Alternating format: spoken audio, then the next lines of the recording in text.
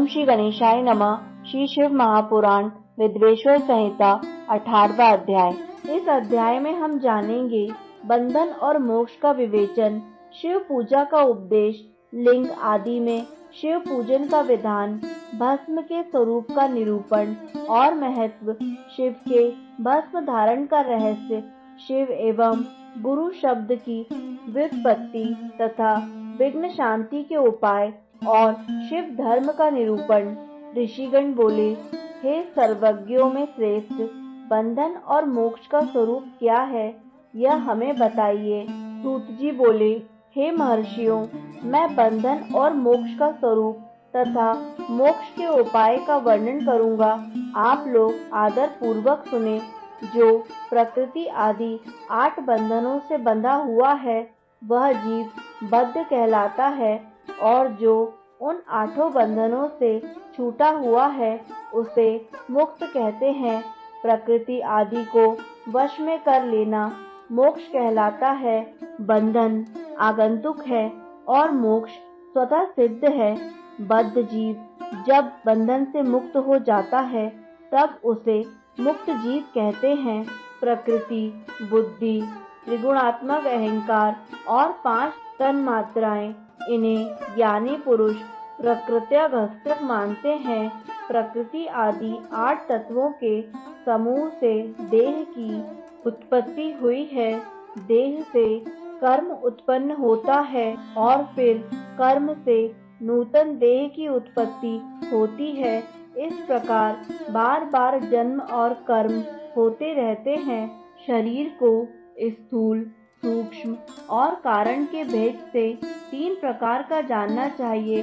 स्थूल शरीर अर्थात जागृत अवस्था में व्यापार कराने वाला, सूक्ष्म शरीर अर्थात जागृत और स्वप्न अवस्था में इंद्रिय भोग प्रदान करने वाला, तथा कारण शरीर अर्थात सुषुप्तावस्था में आत्मानंद की अनुभूति कराने वाला कहा गया है। जीव को उसके प्रारब्ध कर्मानुसार सुख और दुख प्राप्त होते हैं। वह अपने पुण्य कर्मों के फल स्वरूप सुख और पाप कर्मों के फल स्वरूप दुख प्राप्त करता है।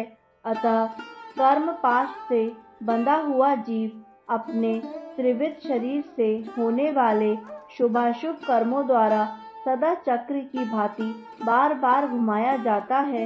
इस चक्रवत भ्रमण की निवृत्ति के लिए चक्रकर्ता का स्तवन एवं आराधन करना चाहिए। प्रकृति आदि जो 8 पाश बतलाए गए हैं उनका समुदाय ही महाचक्र है, और जो प्रकृति से परे हैं वे परमात्मा शिव हैं।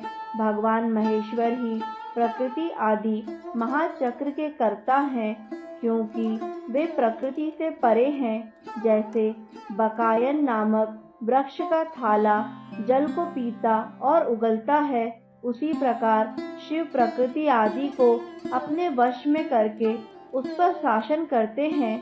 उन्होंने सबको वश में कर लिया है, इसीलिए वे शिव कहे गए हैं। शिव ही सर्वज्ञ, परिपूर्ण तथा निस्पृह है। सर्वज्ञता, तृप्ति, अनादि बोध, स्वतंत्रता, नित्य अलुप्त शक्ति आदि से संयुक्त होना और अपने भीतर अनंत शक्तियों को धारण करना, महेश्वर के इन 6 प्रकार के मानसिक ऐश्वर्यों को केवल वेद जानता है। अतः भगवान शिव के अनुग्रह से ही प्रकृति आदि 8 तत्व वश में होते हैं। भगवान शिव का कृपा प्रसाद प्राप्त करने के लिए उन्हीं का पूजन करना चाहिए। शिव तो परिपूर्ण है, निस्पृह है, उनकी पूजा कैसे हो सकती है? इसका उत्तर यह है कि भगवान शिव के उद्देश्य से उनकी प्रसन्नता के लिए किया हुआ सत्कर्म उनके कृपा प्रसाद को प्राप्त कराने वाला होता है। शिवलिंग में, शिव की प्रतिमा में तथा शिव भक्त जनों में शिव की भावना करके उनकी प्रसन्नता के लिए पूजा करनी चाहिए। वह पूजन शरीर से, मन से, वाणी से और धन से भी किया जा सकता है। उस पूजा से प्रकृति से परे महेश्वर पूज कर विशेष कृपा करते हैं। यह सत्य है, शिव की कृपा से कर्म आदि सभी बंधन अपने वश में हो जाते हैं। कर्म से लेकर प्रकृति पर्यंत सब कुछ जब वश में हो जाता है, तब वह जीव मुक्त कहलाता है और स्वात्माराम स्वरूप से विराजमान होता है। परमेश्वर शिव की कृपा से जब कर्म जनित शरीर अपने वश में हो जाता है, तब भगवान शिव के लोक में निवास प्राप्त होता है। इसी को सालोक्य मुक्ति कहते हैं। जब तन्मात्राएं वश में हो जाती हैं, तब जीव जगदम्बा सहित शिव का सामीप्य प्राप्त कर लेता है। यह सामीप्य मुक्ति है। उसके आयुध आदि और क्रिया आदि सब कुछ भगवान शिव के समान हो जाते हैं। भगवान का महाप्रसाद प्राप्त होने पर बुद्धि भी वश में हो जाती है। बुद्धि प्रकृति का कार्य है, उसका वश में होना शास्त्रीय मुक्ति कही गई है। पुनः भगवान का महान अनुग्रह प्राप्त होने पर प्रकृति वश में हो जाएगी। उस समय भगवान शिव का मानसिक ऐश्वर्य बिना यत्न के ही प्राप्त हो जाएगा। सर्वज्ञता आदि जो शिव के ऐश्वर्य हैं, उन्हें पाकर मुक्त पुरुष अपनी आत्मा में ही विराजमान होता है। वेद और शास्त्रों में विश्वास रखने वाले विद्वान पुरुष इसी को सायुज्यक मुक्ति कहते हैं। इस प्रकार लिंग आदि में शिव की पूजा करने से क्रमशः मुक्ति स्वतः प्राप्त हो जाती है। इसलिए शिव का कृपा प्रसाद प्राप्त करने के लिए तत्संबंधी क्रिया आदि के द्वारा उन्हीं का पूजन करना चाहिए। शिव क्रिया, शिव तप, शिव मंत्र जप, शिव ज्ञान और शिव ध्यान के लिए सदा उत्तरोत्तर अभ्यास बढ़ाना चाहिए। प्रतिदिन प्रातः काल से रात को सोते समय तक और जन्म काल से लेकर मृत्यु पर्यंत सारा समय भगवान शिव के चिंतन में ही बिताना चाहिए। सदोजातादि मंत्रों तथा नाना प्रकार के पुष्पों से जो शिव की पूजा करता है, वह शिव को ही प्राप्त होगा। ऋषिगण बोले, हे सुव्रत, अब आप लिंग आदि में शिव जी की पूजा का विधान बताइए। सूत जी बोले, हे द्विजों, मैं लिंगों के क्रम का यथावत वर्णन कर रहा हूँ, आप लोग सुनिए। वह प्रणव ही समस्त अभीष्ट वस्तुओं को देने वाला प्रथम लिंग है। उसे सूक्ष्म प्रणव रूप समझिए। सूक्ष्म लिंग निष्कल होता है और स्थूल लिंग सकल। पंचाक्षर मंत्र को ही स्थूल लिंग कहते हैं। उन दोनों प्रकार के लिंगों का पूजन तब कहलाता है। वे दोनों ही लिंग साक्षात मोक्ष देने वाले हैं। पौरुष लिंग और प्रकृति लिंग के रूप में बहुत से लिंग हैं। उन्हें भगवान शिव ही विस्तार पूर्वक बता सकते हैं, दूसरा कोई नहीं जानता। पृथ्वी के विकारभूत जो जो लिंग ज्ञात हैं, उन लिंगों को मैं आप लोगों को बता रहा हूँ। उनमें प्रथम स्वयंभू लिंग, दूसरा बिंदु लिंग, तीसरा प्रतिष्ठित लिंग, चौथा चर लिंग और पांचवा गुरु लिंग है। देवर्षियों की तपस्या से संतुष्ट होकर उनके समीप प्रकट होने के लिए पृथ्वी के अंतर्गत बीज रूप से व्याप्त हुए भगवान शिव वृक्षों के अंकुर की भांति भूमि को भेद कर नादलिंग रूप में व्याप्त हो जाते हैं। वे स्वतः व्यक्त हुए शिव ही स्वयं प्रकट होने के कारण स्वयंभू नाम धारण करते हैं। ज्ञानी जन उन्हें स्वयंभू लिंग के रूप में जानते हैं। उस स्वयंभू लिंग की पूजा से उपासक का ज्ञान स्वयं ही बढ़ने लगता है। सोने चांदी आदि के पत्र पर, भूमि पर अथवा वेदी पर अपने हाथ से लिखित जो शुद्ध प्रणव मंत्र रूप लिंग है, उसमें तथा यंत्र लिंग का आलेखन करके उसमें भगवान शिव की प्रतिष्ठा और आवाहन करें। ऐसा बिंदु नादमय लिंग स्थावर और जंगम दोनों ही प्रकार का होता है। इसमें शिव का दर्शन भावनामय ही है, इसमें संदेह नहीं है। जिसको जहाँ भगवान शंकर के प्रकट होने का विश्वास हो, उसके लिए वहीं प्रकट होकर वे अभीष्ट फल प्रदान करते हैं। अपने हाथ से लिखे हुए यंत्र में अथवा अकृत्रिम स्थावर आदि में भगवान शिव का आवाहन करके 16 उपचारों से उनकी पूजा करें। ऐसा करने से साधक स्वयं ही ऐश्वर्य को प्राप्त कर लेता है और इस साधन के अभ्यास से उसको ज्ञान भी प्राप्त हो जाता है। देवताओं और ऋषियों ने आत्मसिद्धि के लिए अपने हाथ से वैदिक मंत्रों के उच्चारण पूर्वक शुद्ध मंडल में शुद्ध भावना द्वारा जिस उत्तम शिवलिंग की स्थापना की है, उसे पौरुष लिंग कहते हैं तथा वही प्रतिष्ठित लिंग कहलाता है।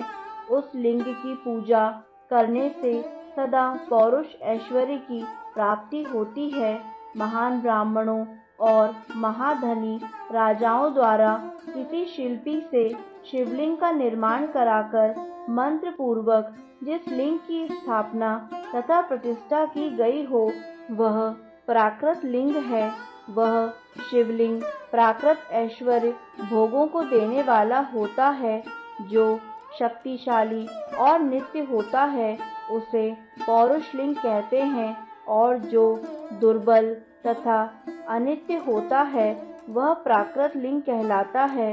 लिंग नाभि, जीवा, नासिका का अग्रभाग और शिखा के क्रम से कटी, हृदय और मस्तक तीनों स्थानों में जो लिंग की भावना की गई है, उस आध्यात्मिक लिंग को ही चर लिंग कहते हैं। पर्वत को पौरुष लिंग बताया गया है और भूतल को विद्वान पुरुष प्राकृत लिंग मानते हैं। वृक्ष आदि को पौरुष लिंग जानना चाहिए। गुल्म आदि को प्राकृत लिंग कहा गया है। साठी नामक धान्य को प्राकृत लिंग समझना चाहिए और शाली अर्थात अघनी एवं गेहूं को पौरुष लिंग। आणिमा आदि 8 सिद्धियों को देने वाला जो ऐश्वर्य है, उसे पौरुष ऐश्वर्य जानना चाहिए। सुंदर स्त्री तथा धन आदि विषयों को आस्तिक पुरुष प्राकृत ऐश्वर्य कहते हैं। चर लिंगों में सबसे प्रथम रसलिंग का वर्णन किया जाता है। रसलिंग ब्राह्मणों को उनकी सारी अभीष्ट वस्तुओं को देने वाला है। शुभ कारक वाणलिंग क्षत्रियों को महान राज्य की प्राप्ति कराने वाला है। स्वर्णलिंग वैश्यों को महाधनपति का पद प्रदान कराने वाला है तथा सुंदर शिलालिंग शूद्रों को महाशुद्धि देने वाला है। स्फटिक लिंग तथा बाणलिंग सब लोगों को उनकी समस्त कामनाएं प्रदान करते हैं। अपना न हो तो दूसरे का स्फटिक या बाणलिंग भी पूजा के लिए निषिद्ध नहीं है। स्त्रियों विशेषतः सद्भावों के लिए पार्थिव लिंग की पूजा का विधान है। प्रवृत्ति मार्ग में स्थित विधवाओं के लिए स्फटिक लिंग की पूजा बताई गई है, परंतु विरक्त विधवाओं के लिए रस लिंग की पूजा को ही श्रेष्ठ कहा गया है। हे सुव्रतों, बचपन में, युवावस्था में और बुढ़ापे में भी शुद्ध स्फटिकमय शिवलिंग का पूजन स्त्रियों को समस्त भोग प्रदान करने वाला है। ग्रहासक्त स्त्रियों के लिए पीठ पूजा भूतल पर संपूर्ण अभीष्ट को देने वाली है। प्रवृत्ति मार्ग में चलने वाला पुरुष सुपात्र गुरु के सहयोग से ही समस्त पूजा कर्म संपन्न करे। इष्ट देव का अभिषेक करने के पश्चात अग्नि के चावल से बने हुए खीर आदि पकवानों द्वारा नैवेद्य अर्पण करे। पूजा के अंत में शिवलिंग को पधरा कर घर के भीतर पृथक संपुट में स्थापित करें। जो निवृत्ति मार्गी पुरुष है, उनके लिए हाथ पर ही शिवलिंग पूजा का विधान है। उन्हें भिक्षा आदि से प्राप्त हुए अपने भोजन को ही नैवेद्य रूप में निवेदित करना चाहिए। निवृत्त पुरुषों के लिए सूक्ष्म लिंग ही श्रेष्ठ बताया जाता है। वे विभूति के द्वारा पूजन करें और विभूति को ही नैवेद्य रूप से निवेदित भी करें। पूजा करके उस लिंग को सदा अपने मस्तक पर धारण करें।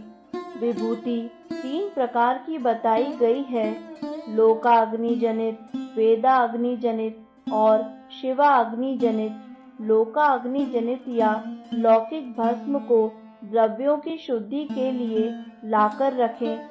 मिट्टी, लकड़ी और लोहे के पात्रों की, धान्यों की, तिल आदि द्रव्यों की, वस्त्र आदि की तथा पर्युषित वस्तुओं की शुद्धि भस्म से होती है। कुत्ते आदि से दूषित हुए पात्रों की भी शुद्धि भस्म से ही मानी गई है।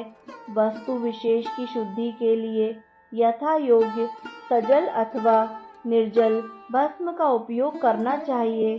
वेदाग्नि जनित जो भस्म है उसको उन वैदिक कर्मों के अंत में धारण करना चाहिए। मंत्र और क्रिया से जनित जो होम कर्म है वह अग्नि में भस्म का रूप धारण करता है। उस भस्म को धारण करने से वह कर्म आत्मा में आरोपित हो जाता है। अघोर मूर्तिधारी शिव का जो अपना मंत्र है उसे पढ़कर बेल की लकड़ी को जलाएं। उस मंत्र से अभिमंत्रित अग्नि को शिवाग्नि कहा गया है। उसके द्वारा जले हुए काष्ठ का जो भस्म है वह शिवाग्नि जनित है। कपिला गाय के गोबर अथवा गाय मात्र के गोबर को तथा शमी, पीपल, पलाश, वट, अमृतास और बिल्व इनकी लकड़ियों को शिवाग्नि से जलाएं। वह शुद्ध भस्म शिवाग्नि जनित माना गया है। अथवा कुश की अग्नि में शिव मंत्र के उच्चारण पूर्वक काष्ठ को जलाएं। फिर उस भस्म को कपड़े से अच्छी तरह छानकर नए घड़े में भरकर रख दें। उसे समय समय पर अपनी कांति या शोभा की वृद्धि के लिए धारण करें। ऐसा करने वाला पुरुष सम्मानित एवं पूजित होता है।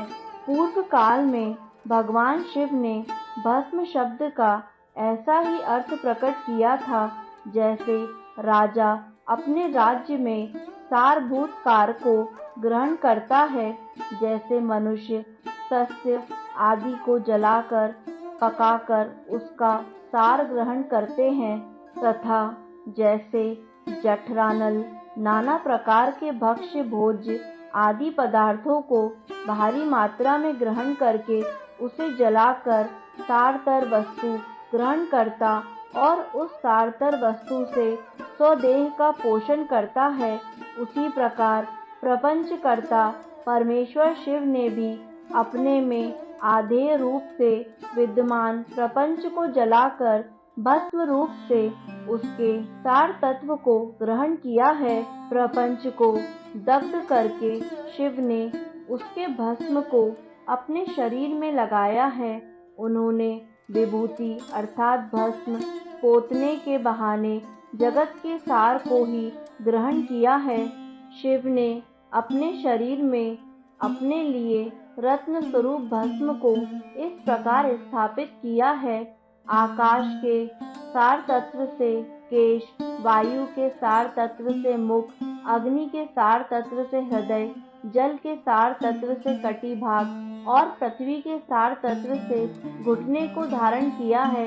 इसी तरह उनके सारे अंग विभिन्न वस्तुओं के सार स्वरूप हैं।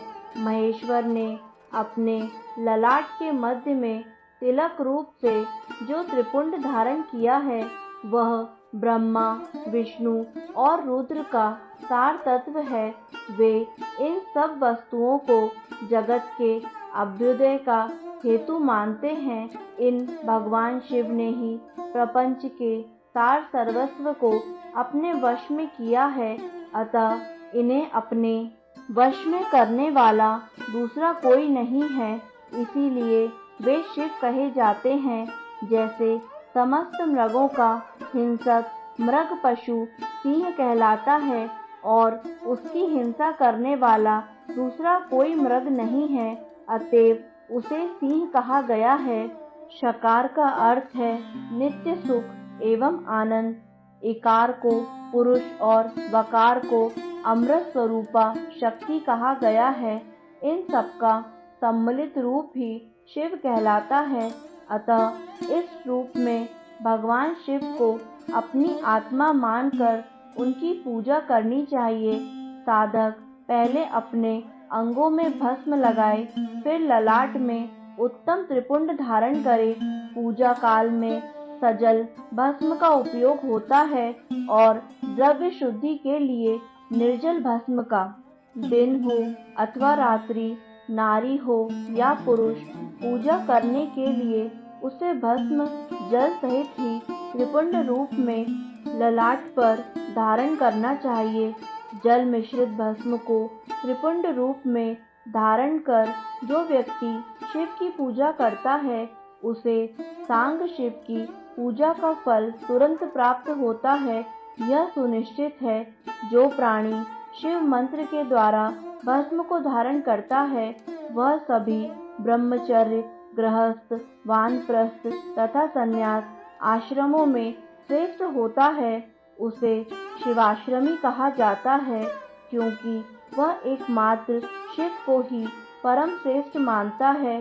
शिव व्रत में एकमात्र शिव में ही निष्ठा रखने वाले को न तो अशौच का दोष लगता है और न तो सूतक का। ललाट के अग्रभाग में अपने हाथ से या गुरु के हाथ से श्वेत भस्म या मिट्टी से तिलक लगाना चाहिए। यह शिव भक्त का लक्षण है। जो गुणों का रोध करता है वह गुरु है। यह गुरु शब्द का विग्रह कहा गया है। गुणातीत परम शिव राजस आदि सविकार गुणों का अवरोध करते हैं, दूर हटाते हैं। इसीलिए वे सबके गुरु रूप का आश्रय लेकर स्थित हैं। गुरु विश्वासी शिष्यों के तीनों गुणों को पहले दूर करके उन्हें शिव तत्व का बोध कराते हैं, इसलिए गुरु कहलाते हैं। अतः बुद्धिमान शिष्य को उन गुरु के शरीर को गुरुलिंग समझना चाहिए। गुरु जी की सेवा स्वयं ही गुरुलिंग की पूजा होती है। शरीर, मन और वाणी से की गई गुरु सेवा से शास्त्र ज्ञान प्राप्त होता है। अपनी शक्ति से शक्य अथवा अशक्य जिस बात का भी आदेश गुरु ने दिया हो, उसका पालन प्राण और धन लगाकर पवित्र आत्मा शिष्य करता है। इसीलिए इस प्रकार अनुशासित रहने वाले को शिष्य कहा जाता है। सुशील शिष्य को शरीर धारण के सभी साधन गुरु को अर्पित करके तथा अन्न का पहला पाक उन्हें समर्पित करके उनकी आज्ञा लेकर भोजन करना चाहिए। शिष्य को निरंतर गुरु के सानिध्य के कारण पुत्र कहा जाता है। जीवा रूप लिंग से मंत्र रूपी शुक्र का कान रूपी योनि में आधान करके जो पुत्र उत्पन्न होता है, उसे मंत्र पुत्र कहते हैं। उसे अपने पिता स्वरूप गुरु की सेवा करनी ही चाहिए। शरीर को उत्पन्न करने वाला पिता तो संसार प्रपंच में पुत्र को डुबोता है। ज्ञान देने वाला गुरु रूप पिता संसार सागर से पार कर देता है। इन दोनों पिताओं के अंतर को जानकर गुरु रूप पिता की अपने कमाए धन से तथा अपने शरीर से विशेष सेवा पूजा करनी चाहिए। पैर से केश पर्यंत जो गुरु के शरीर के अंग हैं, उनकी भिन्न भिन्न प्रकार से यथा स्वयं अर्जित धन के द्वारा उपयोग की सामग्री प्राप्त कराकर अपने हाथों से पैर दबाकर स्नान, अभिषेक आदि कराकर तथा नैवेद्य भोजन आदि देकर पूजा करनी चाहिए। गुरु की पूजा ही परमात्मा शिव की पूजा है। गुरु के उपयोग से बचा हुआ सारा पदार्थ आत्म शुद्धि करने वाला होता है।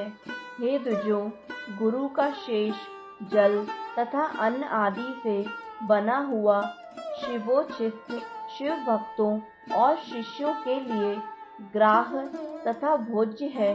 गुरु की आज्ञा के बिना उपयोग में लाया हुआ सब कुछ वैसा ही है जैसे चोर चोरी करके लाई हुई वस्तु का उपयोग करता है। गुरु से भी विशेष ज्ञानवान पुरुष मिल जाए तो उसे भी यत्न पूर्वक गुरु बना लेना चाहिए।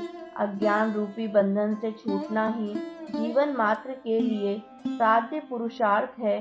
अतः जो विशेष ज्ञानवान है वही जीव को उस बंधन से छुड़ा सकता है। कर्म की सांगोपांग पूर्ति के लिए पहले विघ्न शांति करनी चाहिए। निर्विघ्नता पूर्वक तथा सांग संपन्न हुआ कार्य ही सफल होता है। इसलिए सभी कर्मों के प्रारंभ में बुद्धिमान व्यक्ति को विघ्न विनाशक गणपति का पूजन करना चाहिए। सभी बाधाओं को दूर करने के लिए विद्वान व्यक्ति को सभी देवताओं की पूजा करनी चाहिए। ज्वर आदि ग्रंथि रोग आध्यात्मिक बाधा कही जाती है। पिशाच और सियार आदि का दिखना, बाम्बी का जमीन पर उठ आना, अकस्मात छिपकली आदि जंतुओं का गिरना, घर में कच्छप, सांप, दुष्ट स्त्री का दिखना, वृक्ष, नारी और गौ आदि की प्रसूति का दर्शन होना आगामी दुख का संकेत होता है। अतः ये आदि भौतिक बाधा मानी जाती है।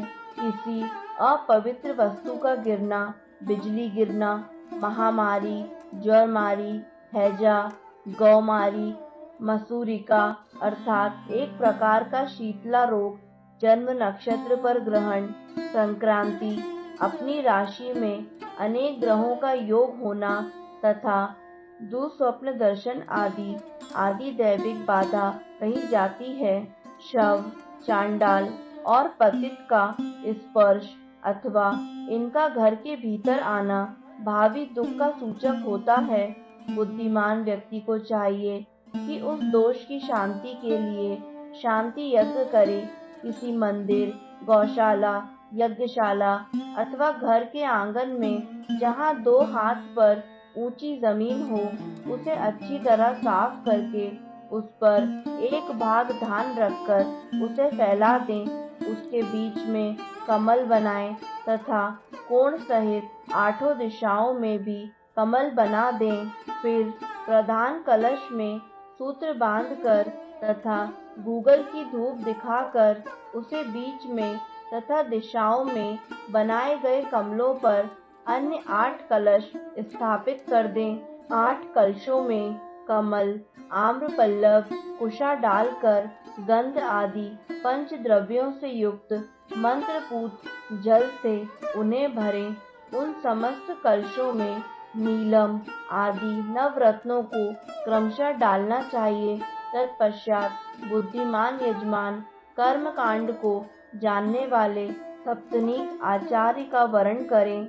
भगवान विष्णु की स्वर्ण प्रतिमा तथा इंद्र आदि देवताओं की भी प्रतिमाएं बनाकर उन कलशों में छोड़ें। पूर्ण पात्र से ढके मध्य कलश पर भगवान विष्णु का आवाहन करके उनकी पूजा करें।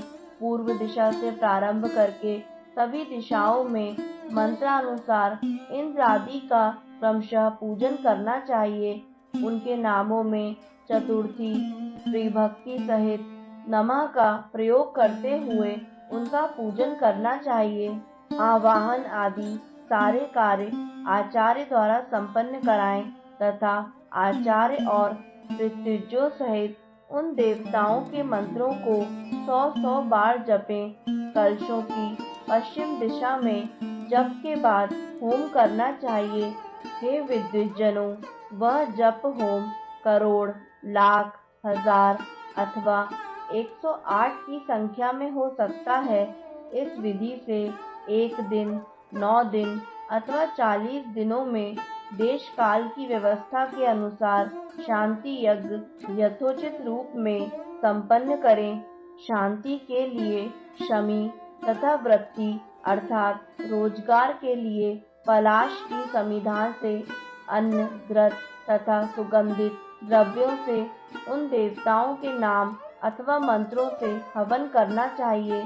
प्रारंभ में जिस द्रव्य का उपयोग किया हो, अंत तक उसी का प्रयोग करते रहना चाहिए।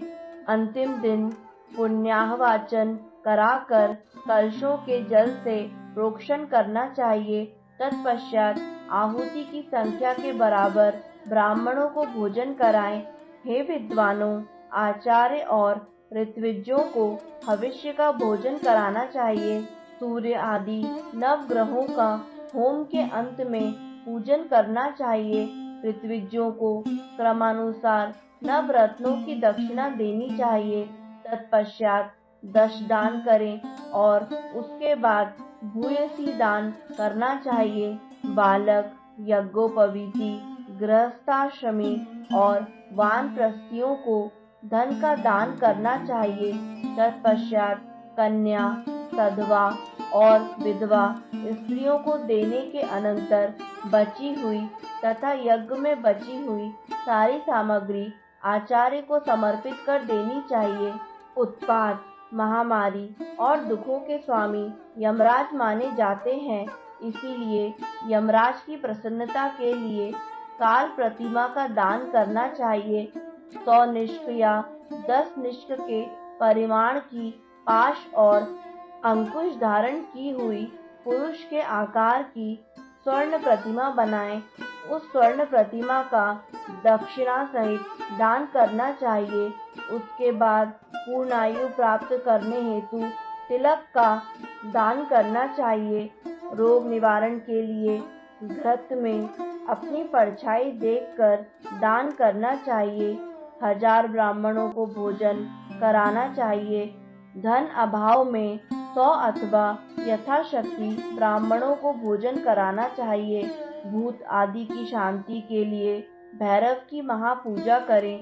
अंत में भगवान शिव का महाअभिषेक और नैवेद्य समर्पित करके ब्राह्मणों को भूरी भोजन कराना चाहिए। इस प्रकार यज्ञ संपन्न करने से दोषों की शांति हो जाती है। इस शांति यज्ञ का प्रतिवर्ष फाल्गुन मास में आयोजन करना चाहिए। अशुभ दर्शन होने पर तुरंत अथवा 1 महीने के भीतर यज्ञ का आयोजन करना चाहिए। महापाप हो जाए तो भैरव की पूजा करनी चाहिए। महाव्याधि हो जाए तो यज्ञ का पुनः संकल्प लेकर उसे संपन्न करना चाहिए। अंकिचन दरिद्र व्यक्ति तो केवल दीप दान कर दे, उतना भी ना हो सके तो स्नान करके कुछ दान कर दे। 108, 1000, 10,000, 1 लाख या 1 करोड़ मंत्रों से भगवान सूर्य को नमस्कार करे। इस नमस्कारात्मक यज्ञ से सभी देवता प्रसन्न हो जाते हैं। भगवान शिव की इस प्रकार प्रार्थना करें, मेरी बुद्धि आपके ज्योतिर्मय पूर्ण स्वरूप में लगी है। मुझ में जो अहंता थी वह आपके दर्शन से नष्ट हो गई है। मैं अपनी देह से आपको प्रणाम करता हूँ। हे प्रभु, आप महान हैं, आप पूर्ण हैं और मेरा स्वरूप भी आप ही हैं। तो भी इस समय मैं आपका दास हूँ। इस प्रकार यथा योग्य नमस्कार पूर्वक स्वात्म यज्ञ करना चाहिए। तत्पश्चात भगवान शिव को नैवेद्य देकर तांबूल समर्पित करना चाहिए। तब स्वयं 108 बार शिव की प्रदक्षिणा करनी चाहिए। 1000, 10,000, 1 लाख या करोड़ प्रदक्षिणा दूसरों के द्वारा कराई जा सकती है। शिव की प्रदक्षिणा से सारे पापों का तत्क्षण नाश हो जाता है। दुख का मूल व्याधि है और व्याधि का मूल पाप में होता है। धर्माचरण से ही पापों का नाश बताया गया है। भगवान शिव के उद्देश्य से किया गया धर्माचरण पापों का नाश करने में समर्थ होता है। शिव के धर्मों में प्रदक्षिणा को प्रधान कहा गया है। क्रिया से जप रूप होकर प्रणव ही प्रदक्षिणा बन जाता है। जन्म और मरण का द्वंद्व ही माया चक्र कहा गया है। शिव का माया चक्र ही बलिपीठ कहलाता है। बलिपीठ से आरंभ करके प्रदक्षिणा के क्रम से एक पैर के पीछे दूसरा पैर रखते हुए बलिपीठ में पुनः प्रवेश करना चाहिए। तत्पश्चात नमस्कार करना चाहिए।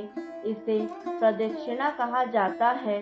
बलिपीठ से बाहर निकलना, जन्म प्राप्त होना और नमस्कार करना ही आत्मसमर्पण है। जन्म और मरण रूप द्वंद्व भगवान शिव की माया से प्राप्त है। जो इन दोनों को शिव की माया को ही अर्पित कर देता है, वह फिर शरीर के बंधन में नहीं पड़ता। जब तक शरीर रहता है, तब तक जो क्रिया के ही अधीन है, वह जीव बद्ध कहलाता है। स्थूल, सूक्ष्म और कारण तीनों शरीरों को वश में कर लेने पर जीव का मोक्ष हो जाता है, ऐसा ज्ञानी पुरुषों का कथन है। माया चक्र के निर्माता भगवान शिव ही परम कारण हैं। वे अपनी माया के दिए हुए द्वंद्व का स्वयं ही परिमार्जन करते हैं। अतः शिव के द्वारा कल्पित हुआ द्वंद्व उन्हीं को समर्पित कर देना चाहिए। हे विद्वानों, प्रदक्षिणा और नमस्कार शिव को अति प्रिय है, ऐसा जानना चाहिए। भगवान शिव की प्रदक्षिणा, नमस्कार और षोडशोपचार पूजन अत्यंत फलदायी होता है। ऐसा कोई पाप इस पृथ्वी पर नहीं है जो शिव प्रदक्षिणा से नष्ट न हो सके। इसलिए प्रदक्षिणा का आश्रय लेकर सभी पापों का नाश कर लेना चाहिए। जो शिव की पूजा में तत्पर हो, वह मौन रहे, सत्य आदि गुणों से संयुक्त हो तथा क्रिया, जप, तप, ज्ञान और ध्यान में से एक एक का अनुष्ठान करता रहे। ऐश्वर्य, दिव्य शरीर की प्राप्ति, ज्ञान का उदय, अज्ञान का निवारण और भगवान शिव के सामीप्य का लाभ, ये क्रमशः क्रिया आदि के फल हैं। निष्काम कर्म करने से अज्ञान का निवारण हो जाने के कारण शिव भक्त पुरुष उसके यथोक्त फल को पाता है। शिव भक्त पुरुष देश, काल, शरीर और धन के अनुसार यथा योग्य क्रिया आदि का अनुष्ठान करे। न्यायोपार्जित उत्तम धन से निर्वाह करते हुए विद्वान पुरुष शिव के स्थान में निवास करे। जीव हिंसा आदि से रहित और अत्यंत क्लेश शून्य जीवन बिताते हुए पंचाक्षर मंत्र के जप से अभिमंत्रित अन्न और जल को सुख स्वरूप माना गया है। अथवा यह भी कहते हैं कि दरिद्र पुरुष के लिए भिक्षा से प्राप्त हुआ अन्न ज्ञान देने वाला होता है। शिव भक्त को भिक्षान्न प्राप्त हो तो वह शिव भक्ति को बढ़ाने वाला होता है। शिव योगी पुरुष भिक्षान्न को शंभु सत्र कहते हैं। जिस किसी भी उपाय से जहाँ कहीं भी भूतल पर शुद्ध अन्न का भोजन करते हुए सदा मौन भाव से रहें और अपने साधन का रहस्य किसी पर प्रकट न करें, भक्तों के समक्ष ही शिव के महात्म्य को प्रकाशित करें। शिव मंत्र के रहस्य को भगवान शिव ही जानते हैं, दूसरा कोई नहीं जान पाता। शिव भक्त को सदा शिवलिंग के आश्रित होकर वास करना चाहिए। हे ब्राह्मणों, शिवलिंगाश्रय के प्रभाव से वह भक्त भी शिव रूप ही हो जाता है। चरलिंग की पूजा करने से वह क्रमशः अवश्य ही मुक्त हो जाता है। महर्षि व्यास ने पूर्व काल में जो कहा था और मैंने जैसा सुना था, उस सब साध्य और साधन का संक्षेप में मैंने वर्णन कर दिया। आप सबका कल्याण हो और भगवान शिव में आपकी दृढ़ भक्ति बनी रहे। जो मनुष्य इस अध्याय का पाठ करता है अथवा जो इसे सुनता है, हे विज्ञजनों, वह भगवान शिव की कृपा से शिव ज्ञान को प्राप्त कर लेता है। इस प्रकार श्री शिव महापुराण के अंतर्गत प्रथम विद्वेश्वर संहिता के साध्य साधन खंड में शिवलिंग के महात्म्य का वर्णन नामक 18वां अध्याय पूर्ण हुआ। दोस्तों, आगे आने वाले सभी अध्यायों को निरंतर सुनने के लिए हमारे YouTube चैनल आध्यात्मिक कथाएं को लाइक करें, सब्सक्राइब करें और बेल आइकन पर प्रेस करें ताकि आगे आने वाली सभी वीडियो की जानकारी आपको निरंतर मिलती रहे। धन्यवाद।